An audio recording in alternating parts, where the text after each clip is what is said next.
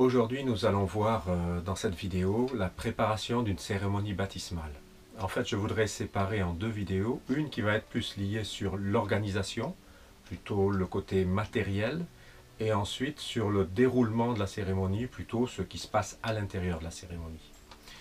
Dans l'organisation, ce que nous allons voir maintenant, eh bien, il y a différents temps que nous allons voir, donc avant le jour de la cérémonie, et ensuite le jour de la cérémonie. Le jour de la cérémonie, là aussi, il y aura 3 temps, avant la cérémonie, pendant la cérémonie et après la cérémonie.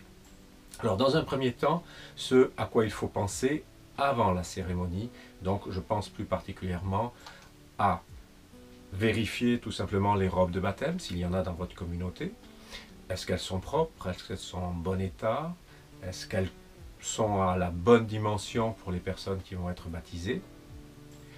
Pour le secrétaire d'église ou la secrétaire d'église, de penser à commander à la fédération des certificats de baptême et à les remplir pour que, au moment de la cérémonie, eh bien, on puisse les donner à la personne qui va être baptisée.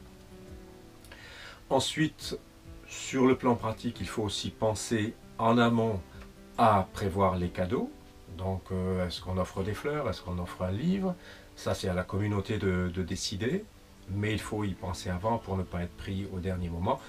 Et en fin de compte, un dernier élément qui est lié plus aux baptisés, les prévenir, parce que parfois ça peut arriver, qu'ils pensent à amener le change nécessaire pour après le baptême. Donc ça, c'est pour ce qui se passe avant le jour de la cérémonie. Le jour de la cérémonie, plusieurs éléments auxquels il faut penser. Alors d'abord, avant la cérémonie elle-même, donc pour les futurs baptisés, eh bien, quand ils arrivent, leur montrer l'endroit où ils vont se changer après le baptême. Ainsi, ils peuvent déposer leurs affaires pour pouvoir se changer après.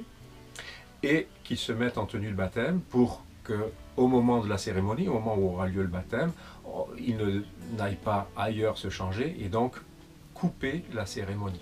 Donc ça, c'est quelque chose qui est tourné plutôt vers les futurs baptisés pour qu'ils soient prêts et qu'il n'y ait rien à penser pour eux d'autre que la cérémonie.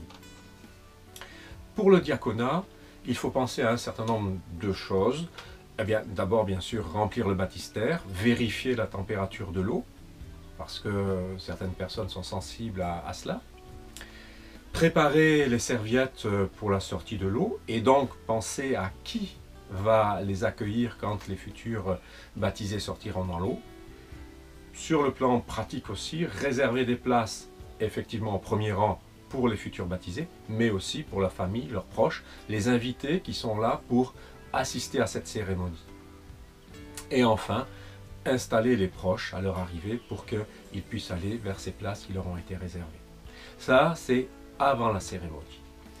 Pendant la cérémonie, le côté pratique est relativement simple, c'est d'accompagner les futurs baptisés en récupérant juste avant le moment où ils vont descendre dans l'eau, des éléments comme les lunettes, la montre, le téléphone portable, des choses qui pourraient être abîmées pendant la cérémonie de baptême, pendant l'immersion.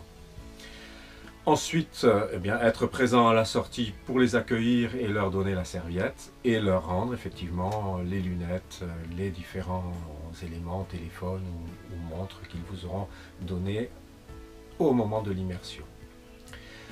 Le dernier élément, c'est à la fin de la cérémonie. Et là, toujours sur le plan pratique, eh bien, il faut préparer l'étable pour le pot de l'amitié et bien sûr nettoyer et sécher le sol pour éviter les risques de glissade.